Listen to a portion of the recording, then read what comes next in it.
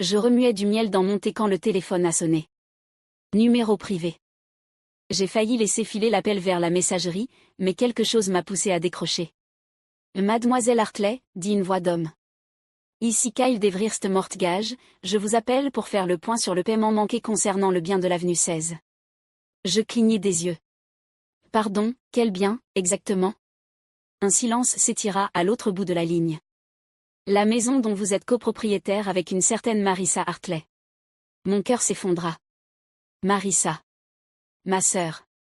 Je retirai le téléphone de mon oreille et consultai le journal d'appel, le numéro, l'heure, tout.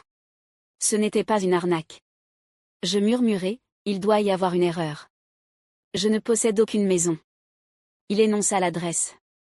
Le nom de la rue me semblait vaguement familier. Puis ça m'a frappé. C'était le pavillon que Marissa avait exhibé lors du dîner de Thanksgiving l'an dernier. Celui qu'elle disait d'avoir pu acheter grâce à l'oncle de son petit ami. Le type au bout du fil continuait de parler, à propos de pénalités de retard et de risques de crédit, mais je n'écoutais déjà plus. Mes mains s'étaient glacées. Je n'avais rien signé. Je n'avais même jamais mis les pieds là-bas. Quand l'appel prit fin, je restai assise dans mon salon, le regard perdu dans le vide, repassant mentalement chaque dîner en famille, chaque remarque en apparence anodine. Avais-je consenti à quoi que ce soit? Non. Jamais. Mais soudain, un souvenir me revint. En mars, quand j'étais rentrée pour l'anniversaire de papa, j'avais laissé mon sac fourre-tout dans la cuisine en mettant la table. Dedans, mon dossier fiscal. Ma feuille de signature. Il n'aurait pas osé. Il n'aurait pas pu. Mais je le savais déjà, il l'avait fait. Le lendemain matin, je suis entrée dans les bureaux d'Everest Mortgage, perchée sur mes talons et le visage aussi calme que possible. Derrière une cloison vitrée, une femme souriante prénommée Lassie ouvrit le dossier. Oui, vous êtes bien indiquée comme co-emprunteuse. Signée et datée du 18 mars. C'est bien votre signature, n'est-ce pas? Elle tourna l'écran vers moi. Mon nom était là. Incliné. Précis. Presque parfait. Mais pas assez. Le Y remontait trop haut. Et surtout, ils avaient oublié un détail. Je n'abrège jamais mon deuxième prénom sur les documents officiels. C'était un faux. Un faux très bien fait. Probablement scanné à partir d'un autre document que j'avais signé dans une autre vie. Je lui demandai, et je peux voir le dossier complet? Elle hésita. Vous êtes sur le prêt, donc, oui. Il m'a fallu 20 minutes et un bloc-notes pour reconstituer la chronologie. La maison avait été achetée au nom de Marissa. Mais le prêt incluait une cosignataire, moi.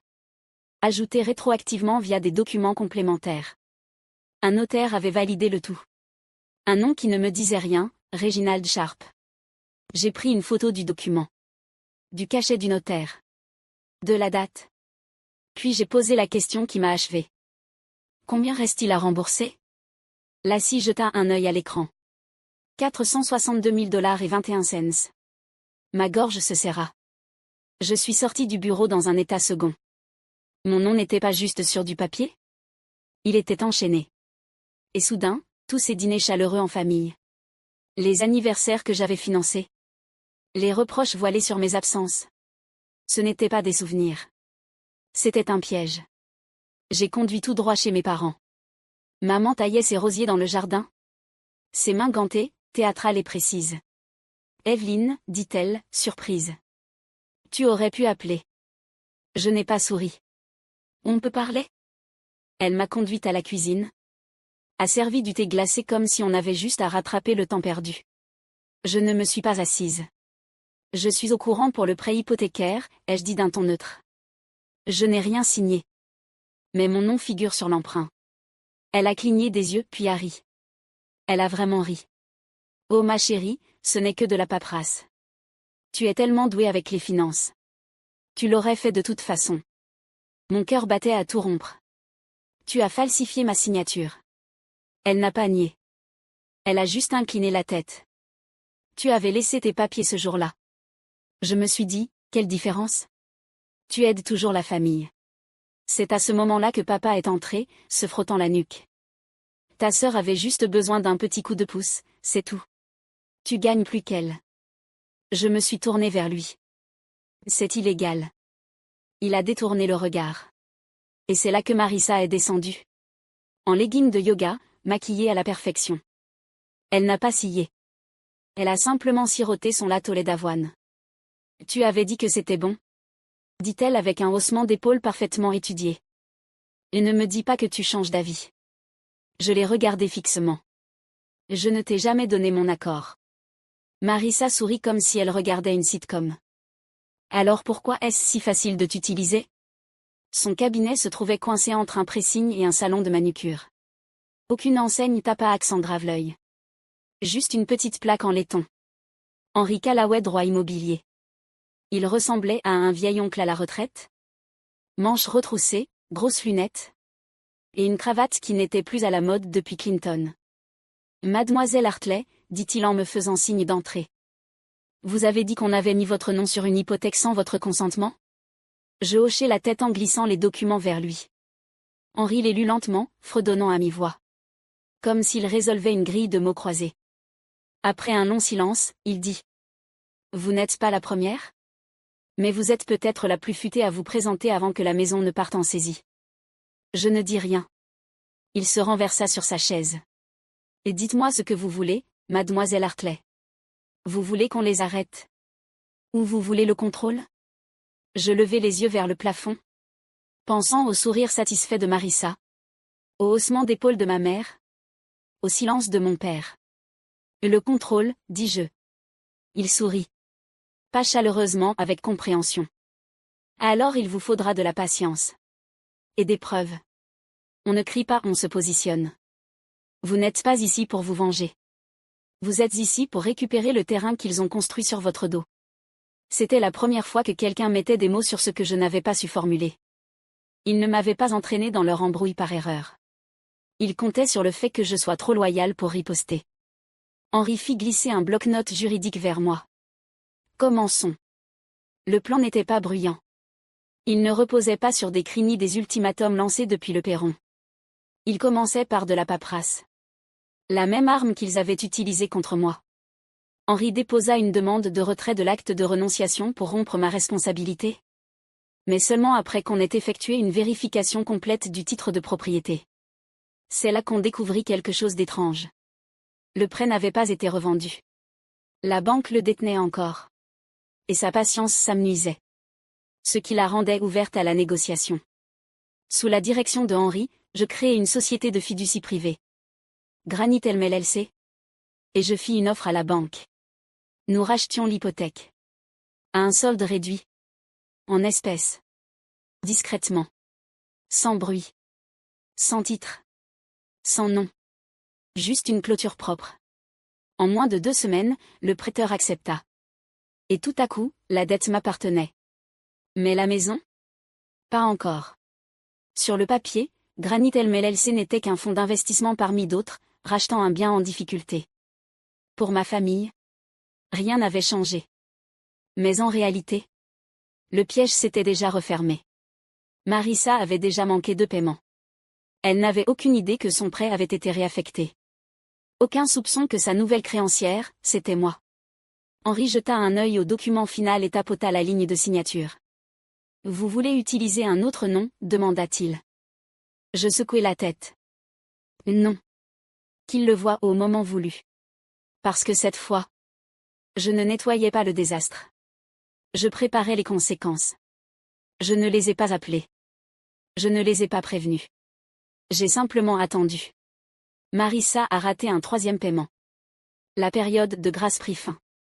Puis, discrètement, un avis de défaut de paiement fut émis par Granit LLC. Avec ma signature. Cette même semaine, maman m'envoya une photo d'un plateau de charcuterie d'un brunch arrosé de vin, ajoutant « Tu nous manques ici ». Je la regardai pendant une bonne minute. La femme qui avait falsifié ma signature prétendait maintenant que nous étions les meilleurs amis. Alors j'ai répondu avec un emoji sourire et archivé la conversation au cas où j'en aurais besoin plus tard. Et alors, tout a commencé. Un jeudi après-midi, je reçus un message vocal de Marissa. Aucun bonjour, juste. Hey, y a un souci avec la boîte de prêt. Je crois qu'il a été vendu ou un truc du genre. Tu peux vérifier de ton côté? Je n'ai pas répondu. Ensuite, un email de mon père maladroit, trop formel, comme s'il écrivait à un supérieur. Evelyne, si tu as des informations concernant les récents changements liés à l'hypothèque, merci de nous en faire part. Nous craignons que cela n'affecte notre refinancement. Notre refinancement. Je l'ai transféré à Henri et me suis versé une tasse de thé. Quand l'avis d'avoir à régulariser ou quitter les lieux est arrivé à leur porte, ma mère a finalement appelé. Sa voix était fine, cassante, soigneusement travaillée. On a juste besoin d'un peu de temps, dit-elle. J'ai laissé le silence s'installer. Puis j'ai répondu. Vous aviez besoin de temps avant de signer à ma place, ou après? Elle a tenté de pleurer. Je n'ai pas bronché. Ce n'est pas personnel, Evelyne. Tu restes de la famille. Non, dis-je doucement. Je suis créancière. Ce week-end-là, j'ai reçu un email groupé de l'agent immobilier de Marissa. Elle essayait de mettre la maison, mon bien, en vente, sans savoir que l'acte comportait des conditions. La vente a échoué en 48 heures. Puis est venu l'ultime affront. Lorraine m'a invitée à un dîner de famille. Elle disait que c'était pour apaiser les tensions. J'ai répondu. Bien sûr. J'apporterai le dessert. Ce que j'apportais réellement, c'était la propriété. Et un notaire qui m'attendait dans une voiture garée juste devant, prêt à faire signer les papiers qui comptaient vraiment. La salle à manger sentait le poulet au romarin, et le désespoir. Lorraine avait sorti la belle vaisselle. Les verres à vin brillaient. Les bougies vacillaient comme si c'était Thanksgiving. Mais l'ambiance était étrange. Papa m'évitait du regard. Le sourire de Marissa était trop figé, ses yeux passaient sans cesse de moi à son téléphone. Et le seul bruit plus fort que les fourchettes raclant la porcelaine, c'était le silence entre les phrases. J'ai attendu que les assiettes soient débarrassées. Puis j'ai sorti une fine enveloppe manie de mon sac et je l'ai posée sur la table, entre la salière et la poivrière. Qu'est-ce que c'est? Demanda Lorraine, d'un ton trop détaché. Et des documents mis à jour, dis-je. Pour la maison. Marissa ne l'a même pas touché. Ses doigts s'agrippaient à son verre de vin comme à une bouée de sauvetage. Papa l'a ouverte, a parcouru la première page. Ses lèvres bougeaient pendant qu'il lisait. La voix de Lorraine a baissé d'un ton. Qu'est-ce que c'est que ça, Evelyne? Des documents d'achat, dis-je. Je détiens la dette, ce qui signifie que je détiens le privilège, ce qui veut dire que vous avez 30 jours pour quitter les lieux ou payer la totalité. Marissa a éclaté de rire, un rire aigu, fragile. Tu ne ferais pas ça. Tu ne peux pas. Je l'ai regardé droit dans les yeux. C'est déjà fait. Elle s'est levée, faisant basculer sa chaise. C'est une trahison. Je n'ai pas scié. Non. C'est ce pourquoi tu as signé. Je l'ai juste signé mieux. Ils ont crié. Papa a marmonné quelque chose à propos de la famille. Lorraine a murmuré que j'étais cruelle. Je me suis levée, j'ai repoussé ma chaise et j'ai posé une boîte recouverte de papier aluminium sur le comptoir. Voilà le dessert. Coblé à la pêche. Celui que vous disiez toujours que je faisais trop sucré. Puis je me suis tournée vers la sortie. Dehors, le notaire attendait dans une berline noire, moteur allumé. Et pour la première fois depuis des mois, j'ai souri. J'étais à mi-chemin de la porte quand Marissa a soufflé entre ses dents. Tu t'es toujours cru meilleur que nous. Je me suis retournée lentement. Non. Je pensais être utile pour vous. Et je l'étais. Lorraine s'est levée, bras croisés, ses perles serrées contre son cou. Nous sommes tes parents. On a fait ce qu'il fallait. À moi, ai-je répondu. Pas pour moi. Je suis allée jusqu'au buffet, et repris le dossier qu'il n'avait même pas touché. Laisse-moi simplifier. Vous avez 3 options. 1. Rembourser intégralement le prêt à mon LLC. 2. Quitter les lieux sous 30 jours. 3. Contester devant le tribunal, ce qui, je t'assure, ne vous sera pas favorable. J'ai les journaux de notarisation, les superpositions de signatures falsifiées et les enregistrements d'appels. Papa a voulu parler, mais j'ai levé la main. Ce n'est pas un débat. C'est une transaction. Marissa s'est jetée sur le dossier comme si elle pouvait tout annuler à main nue. Tu ne peux pas me faire ça.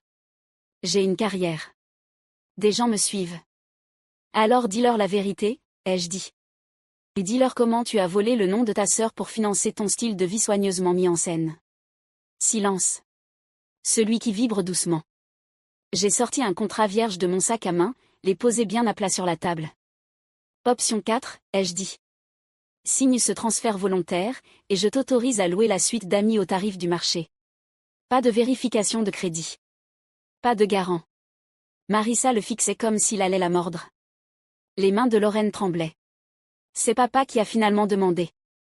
Pourquoi tu fais ça? Je l'ai regardé dans les yeux. Parce que vous avez tous pensé que je ne le ferais pas. Vous comptiez sur mon silence, sur mon sens du devoir, sur le fait que je préférerais protéger le nom de la famille plutôt que moi-même. Je me suis penchée en avant. Vous avez utilisé mon nom comme s'il ne valait rien. Maintenant, c'est le seul nom sur l'acte de propriété. Le notaire a frappé une fois à la porte. Je l'ai ouverte, j'ai hoché la tête, et il est entré, mallette à la main. Lorraine avait l'air malade. Marissa a fui dans le couloir, marmonnant des insultes. Papa s'est assis lentement, comme si la gravité s'était soudain doublée. Le notaire a déployé les documents. Qui signe en premier, a-t-il demandé. J'ai regardé autour de moi. Personne n'a bougé. J'ai glissé les papiers dans l'enveloppe et les lui ai tendus. Ils vous appelleront quand ils seront prêts, ai-je dit. Mais ils ne le feront pas. Pas tout de suite. Puis je suis sortie, mes talons résonnant sur le parquet comme un coup de marteau. Le lendemain matin, j'ai envoyé un seul email. Objet, dépôt final Granitel LLC. Pièce jointe, copie numérique de la saisie, preuve du transfert de propriété, extrait audio, et attestation notariée. En moins de 24 heures, Henri m'a transféré un message du bureau du comté confirmant que le privilège immobilier avait été transféré intégralement à mon nom. Pas de faille. Pas de recours. Plus de faux-semblants. Plus tard dans la semaine, un journaliste local m'a appelé. Mademoiselle Hartley, nous faisons un article sur les dépôts immobiliers frauduleux. Votre cas est cité dans un séminaire de formation. J'ai décliné l'interview. Ce n'était pas un combat public. C'était une frappe chirurgicale, le genre de justice qui n'a pas besoin d'applaudissements. Marissa, de son côté, a publié une story vague sur Instagram à propos d'une trahison venant de quelqu'un qui n'a jamais compris l'héritage. Elle n'a tagué personne. Mais le message était clair et sans importance. Je n'ai pas argumenté. Je n'ai rien expliqué. J'ai simplement tout conservé, PDF, mémos vocaux, enregistrement d'écran dans un dossier sur un disque dur protégé par mot de passe, intitulé simplement Assurance. Quand Lorraine a tenté de me faire culpabiliser par email, je lui ai répondu une seule phrase. Tu m'as appris à me taire. J'ai juste appris à le rendre permanent. La vérité, c'est que je ne les ai pas détruits. Je les ai laissés s'autodétruire avec l'aide d'un chemin de papier qu'ils ont signé eux-mêmes. 3 semaines plus tard, la maison était vide. Ils n'ont pas contesté l'expulsion. Ils n'ont pas répondu à l'ultime avis. Ils ont juste disparu. Marissa a emménagé dans une location à 2 villes d'ici. Lorraine est devenue muette. Papa n'a jamais rappelé. Et je n'ai couru après aucun d'eux. À la place, j'ai appelé Henri et lui ai donné de nouvelles instructions. Nous allions renommer la fiducie. Granitel LLC allait désormais opérer sous un nouveau nom légal, la Fondation Lena Hartley, du nom de ma grand-mère, celle que ma mère avait effacée des albums de famille. Celle qui m'avait appris à tenir un budget et à cacher des billets d'urgence dans son soutien-gorge. Celle dont on ne parlait jamais, parce qu'elle refusait d'être obéissante. Désormais, chaque dollar de revenu locatif de cette maison irait dans un fonds de bourse pour les femmes de première génération dans la finance. Evelyn Hartley. La fiable. La sœur ennuyeuse. La femme qu'ils pensaient incapable de riposter venait de transformer leur trahison en héritage déductible d'impôts. C'était, pour moi, une juste valeur. Pas une vengeance. Pas de la rancune. Une réallocation. Ils ont pris ma signature et l'ont utilisée comme si elle ne valait rien. J'ai transformé ce rien en capital, en bien immobilier et en principe. Et quand j'ai fermé la porte de cette maison pour la dernière fois, je ne me suis pas sentie victorieuse. Je me suis sentie en équilibre. Comme un livre comptable enfin soldé. Je n'ai pas organisé de fête. Il n'y a pas eu de champagne. Pas de publication sur les réseaux sociaux. Aucune révélation spectaculaire. À la place, j'ai emménagé dans une petite maison, dans un quartier calme. Une maison à rénover. Rien de luxueux. Juste à moi. J'ai planté du basilic sur le rebord de la fenêtre. J'ai commencé à faire de longues promenades avant le dîner. Je lisais des contrats pour le plaisir. Et je dormais enfin toute la nuit. Un jour, en rangeant de vieux cartons, je suis tombée sur une carte d'anniversaire datant de 5 ans. Non signé. Aucun message. Aucune écriture. Juste une phrase générique de chez Hallmark sur le fait d'être fier de la personne que je suis devenue. J'ai ri non pas parce que c'était drôle, mais parce que c'était approprié. C'est comme ça qu'ils avaient toujours fonctionné, un amour de surface, une trahison en silence. Mais je n'étais plus en colère. J'avais dépassé la version de moi qui avait besoin de leur approbation. La plus forte, ce n'était pas celle qui criait. Elle ne pleurait pas, ne suppliait pas qu'on la croie. Elle lisait les petites lignes. Elle connaissait les termes. Et quand le moment est venu, elle a signé de son propre nom et elle est partie. Je n'étais pas devenue cruelle. J'étais devenue précise. Et à chaque pas silencieux vers l'avant, je laissais derrière moi les anciens rôles. La fille parfaite. La réparatrice financière. L'éponge émotionnelle. Il disait que j'étais trop silencieuse. Trop sérieuse. Il s'avère que le silence était mon arme la plus affûtée. Parce que quand j'ai enfin parlé, ce fut par mes actes et il n'y avait aucune excuse là-dedans. L'herbe était haute. Je me suis tenue au bord du jardin, celui qu'ils appelaient autrefois, la maison de Marissa. Mais l'acte disait autre chose, désormais. Je tenais une petite roue de mesure dans la main, marchant lentement le long du périmètre, observant le compteur tourner. Chaque clic marquait une distance, mais pour moi, il marquait autre chose. Des limites. Celles qu'il ne m'avait jamais données. Celles que j'avais dû tracer moi-même. Arrivé à la clôture du fond, je me suis arrêtée et j'ai regardé le champ derrière la maison. Silencieux. Ouvert. Intact. Un symbole de tout ce que j'avais repris. Non, je n'ai pas mis le feu à la maison. Je n'ai jeté personne à la rue. J'ai donné des options. Des conditions. J'ai suivi les règles même quand eux ne l'ont pas fait. Parce que le pouvoir ne réside pas dans le chaos. Il réside dans le contrôle. Ils ont mis mon nom sur quelque chose sans me demander. Alors moi, je n'ai rien demandé et j'ai tout repris. Au final, ce n'était pas une question d'argent. Ce n'était même pas une question de maison. C'était le fait de me choisir, enfin, sans excuse, sans bruit, sans attendre qu'ils comprennent. Je me suis retournée vers la rue, les clés en main, la lumière du soleil rasant la pelouse. Et dans ce calme, je l'ai entendu. Pas le pardon. Pas le regret.